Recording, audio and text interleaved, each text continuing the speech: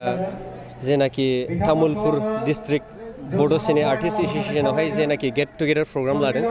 बेवहाय नुजाफैनो हानानैहाय बेखेवगिरि हिसाबैहाय आङो जोबोद गोजोननाय मोन्दों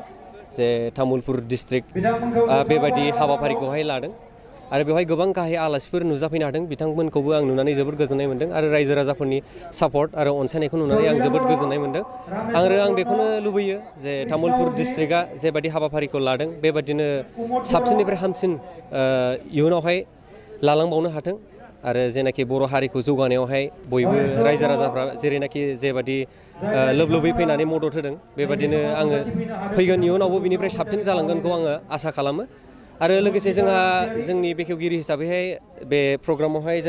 जोंनि मानगोनां आब'रिया नुजाफैनो हायाखिसै माखासे प्रब्लेमनि जाहोनावहाय दा बिनि जायगायावहाय आं बिथांनि जायगायाव बेवहाय नुजाफैनो हानानै जोबोद गोजोननाय मोन्दों रायजो राजाफोरनि अननायजोंहाय आरो माखासे समाव बिथांमोननियावथ' जेबो बुंनो हाला जाहैबाय जेन'ब्ला जोङो बिथांमोननि मा खालामदों मा खालामा बेखौबोथ' नुवा जेन'ब्ला आरो गाव गावनि सायाव बेफोर बिथांमोननि पार्सनेल लाइफ आरो बिथांमोनहा जाहाथे बेबायदि जेन'ब्ला इयुनावहाय बेबायदि अफेनलि गाज्रि जानाया जोंनि समाजावहाय दाफैबावदों आरो जोंनि एस'सिएसनाव बिथांमोना जेरैबायदि जे फटक भाइरेल बा बायदिसिना भिडिअ भाइरेल खालामबाय थादों बेफोरबायदिबा बर'नि जे फिल्म इन्डास्ट्रि माबाफ्राव गाज्रि गोहोम गोलैबाय थादों बे बिथिङाव दा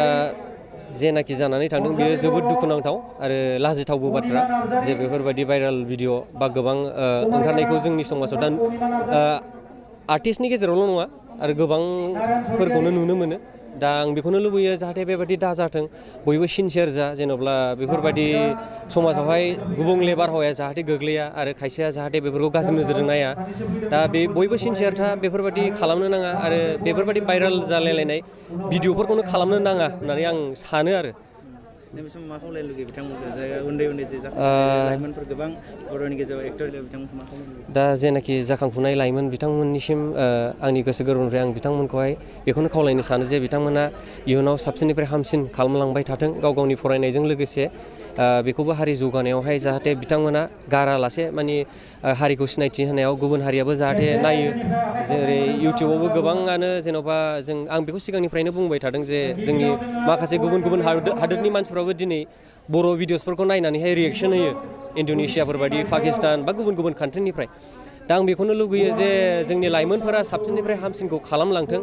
हामसिनखौ खालामलांथों बेबायदिनो डेभेलप खालामलांथों सिनायथि होलांथों आरो बेबायदिनो हारिया जौगालांथों आरो जोंहा नैबे कभिडनि जाहोनावबो जोङो फिल्मखौहाय देग्लाय बानायनो रिलिज खालामनो हाथ'वासै आरो दा नेक्स्ट इयारावहायसो लाबाय आरो जोंहा दाथ' नैबे फैबाय थानायावहाय खिथेर दङ आरो बे फिल्म प्रडाक्सननिफ्रायहाय आरो माखासेया दाबो फाइनाल मोजाङै जाथ'वाखै एग्रिमेन्ट